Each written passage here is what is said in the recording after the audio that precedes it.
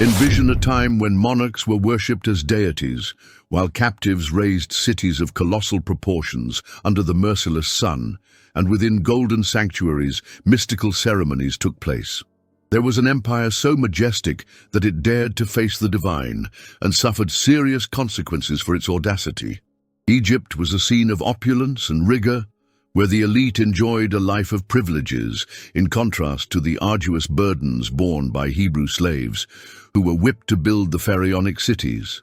In sacred precincts, wine flowed freely and provocative dances were performed, while offerings were burned to gods with animalistic features. And there is a little-known fact. The Egyptians performed human sacrifices to ensure their journey to the afterlife, and priestesses offered themselves in sacred rituals. Even everyday bread, because of the sand in the dough, caused damage to the teeth. In this intense dive, we will embark on a temporal journey to uncover the reality of Egypt described in the Bible. What would the daily life of an ordinary Egyptian citizen be like? What were their occupations, their diet, and how was society structured? Mainly, what is the dynamic between Egyptians and Hebrews? Get ready, because what will be revealed could transform your perception of the biblical accounts. Comment below where you're watching, and let's explore together what biblical Egypt was like.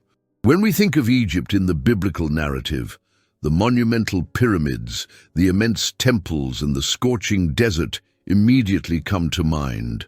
However, can we really conceive the essence of this empire?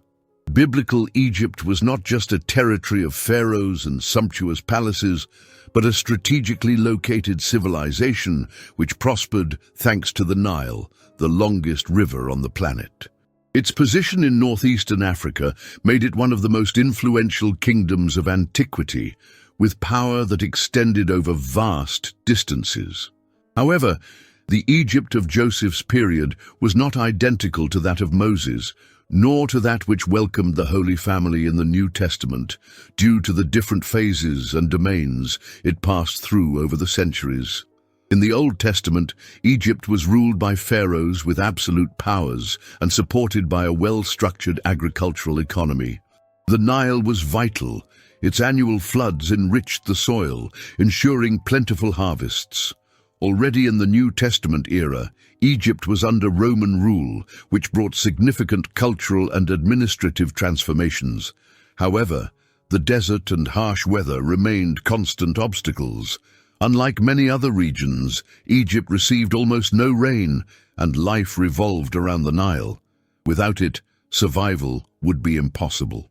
The intense heat even influenced clothing, with linen being the preferred fabric for its lightness and ability to alleviate the hot climate.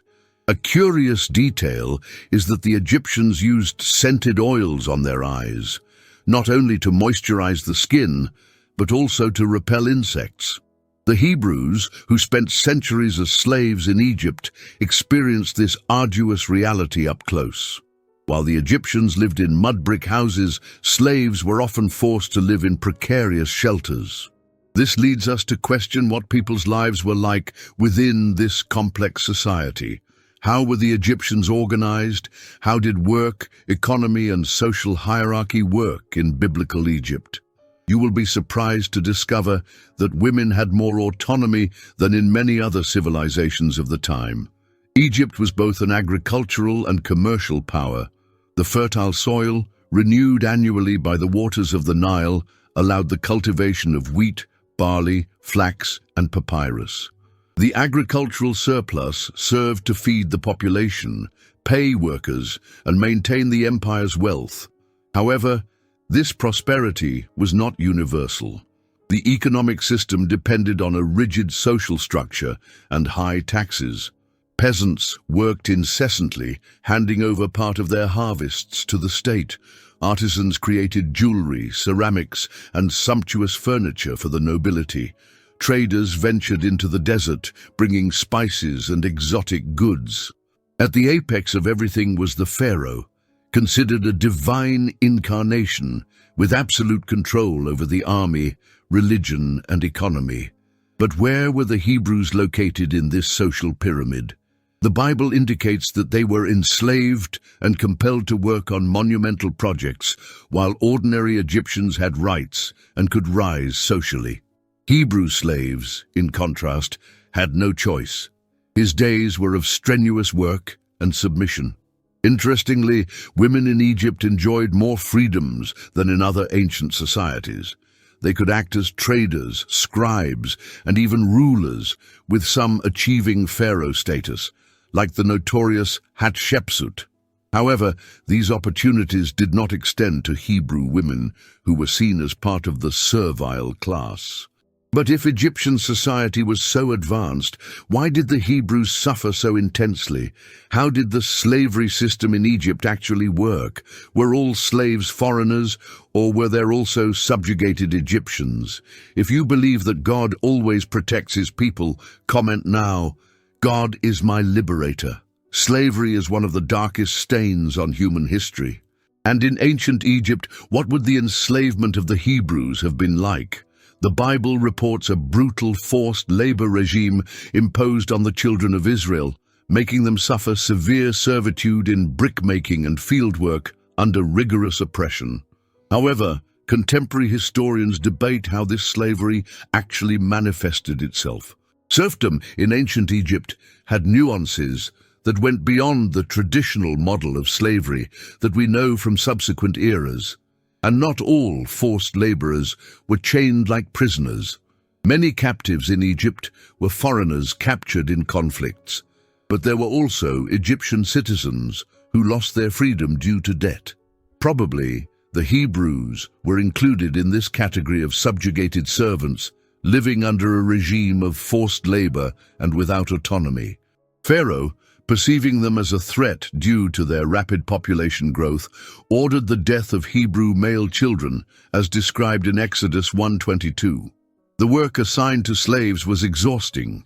Many were forced to make clay and straw bricks, essential for Egyptian construction, in addition to working on plantations, carrying stones for temples and monuments, and serving in the residences of nobles. However, the pyramids, ultimate symbols of pharaonic power, were erected centuries before the time of Moses, and the Hebrews were more involved in the construction of cities such as Pithom and Ramesses, mentioned in Exodus 1:11. Within this reality of servitude, not all slaves lived in the same condition of deprivation. Domestic servants, who worked for nobility families, had a relatively more comfortable existence, taking care of the house and helping with daily activities. However, the majority faced a cruel routine, marked by corporal punishment and extreme harshness. Egypt, which seemed like a paradise of wealth and splendor, hid a terrible oppressive system for those at the bottom of the social pyramid. But God did not forsake his people. The cries of the Hebrews reached him, and the story of deliverance was about to unfold. The question that arises is, how did God demonstrate his power in the face of Pharaoh? How did a simple man, Moses, face the most powerful monarch on earth? In the next chapter, we will see how the Lord used plagues and supernatural signs to break Egypt's arrogance and free his people. If you believe that God hears and brings deliverance to the afflicted, comment, "The Lord is my refuge and strength." As for women in Egypt, their role was remarkably distinct compared to other civilizations of the time. While many ancient cultures viewed women as mere property, Egyptian women possessed a wider range of rights. They could own and manage property, conduct business, and even initiate divorces.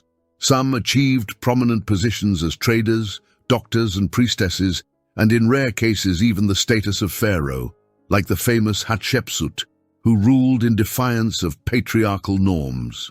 However, these rights did not extend to Hebrew women, who, as part of the servile class, did not enjoy the same freedoms and were subjected to arduous labor or served as servants in Egyptian homes. Married life in ordinary Egyptian society was less complicated than that of royalty. It did not require elaborate religious ceremonies or formal contracts. The couple simply started living together, establishing an official union. Divorce was a possibility for both men and women. However, Royalty lived in a peculiar marriage system, with marriages between brothers, a practice that aimed to keep the divine blood pure within the royal lineage. Such union, seen as a sacred duty, reflected the Egyptians' complex relationship with incest and their religious beliefs. Justice in ancient Egypt was ruthless, with the pharaoh considered the incarnation of the god Horus, directly controlling the law. Defying the order was like defying the gods, and the punishments were severe and varied, depending on the severity of the crime. Minor infractions could result in public whippings, while more serious crimes, such as treason, were often punished by brutal deaths, including live burial, burning, or being thrown to hungry Nile crocodiles. There was also the river test, a trial method where the accused was thrown into the Nile, and if he survived, he was considered innocent. Otherwise, Egyptian justice saw death as a sign of guilt. Hebrew slaves had no protection in this justice system, and physical punishment was routine. A slave's life had little value, and the weak were simply replaced. Egypt was a land of riches, but also of oppression, and the pharaoh's absolute power kept everyone in check. However, a Hebrew raised in Pharaoh's own household, Moses, was about to challenge this system with the authority of Almighty God. Egyptian culture also had a distinct view on pleasure and sexuality. Unlike societies that treated these topics with rigor and taboo, the Egyptians had a more liberal approach. Eroticism permeated everyday life, with parties accompanied by wine, sensual dances, and common fertility rituals, including within temples. Celebrations included processions with statues of gods adorned with sexual symbols, and some religious practices were quite audacious by today's standards. So-called sacred prostitution was part of fertility rituals, with the belief that sexual intercourse in these contexts brought blessings and prosperity to crops. The pharaohs took this culture to the extreme, with marriages between brothers to preserve the divine purity of the royal lineage. Incest in the royal family was not considered immoral, but a sacred duty. Egyptian art reflected this naturalness towards sexuality, with explicit representations in papyri and sculptures, demonstrating that sex was an open and accepted aspect of life and spirituality. The Bible, however, presents a contrasting view, teaching the Hebrew people to abstain from the idolatrous and morally ambiguous practices of the pagan nations. In Leviticus 18:3, God commands, "You shall not do according to the works of the land of Egypt, where you dwell, nor according to the works of the land of Canaan, where I am bringing you, neither shall you walk in their statutes." This teaches us that God called his people to a life of holiness and distinction from worldly standards. Egyptian religion was a complex tangle of idolatry and spiritual beliefs, with hundreds of gods, each ruling an aspect of life. Horus, the falcon god, symbolized royal power. Osiris, the lord of the underworld, judged souls after death, and Ra, the sun god, was venerated as the supreme creator. In addition to the gods, animals such as cats, crocodiles, and falcons were worshipped and mummified as part of devotion. At the center of this worship was the pharaoh, considered a living god, which made any threat against him a direct challenge to the gods, punished with extreme severity. There was also a dark side with human sacrifices. Although they were not common, they were practiced in certain rituals, especially funerals, or to seal pacts with the gods. Servants were often sacrificed to accompany pharaohs in the afterlife. Mummification was a complex and meticulous process, lasting up to 70 days, involving the removal of internal organs to preserve the body. Rich and noble people invested fortunes in tombs full of treasures and amulets, seeking a safe passage to the afterlife. Despite all the advanced knowledge in areas such as medicine, where they used herbs, honey, and even moldy bread to treat infections, a practice that preceded the discovery of penicillin centuries later, Egypt was increasingly immersed in idolatry. And when Pharaoh challenged the true God, the Lord responded with powerful signs, demonstrating that no human empire, however glorious, could compare to his power.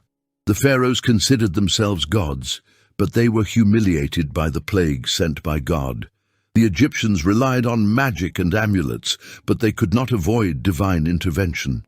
God's people suffered, but were freed with supernatural signs.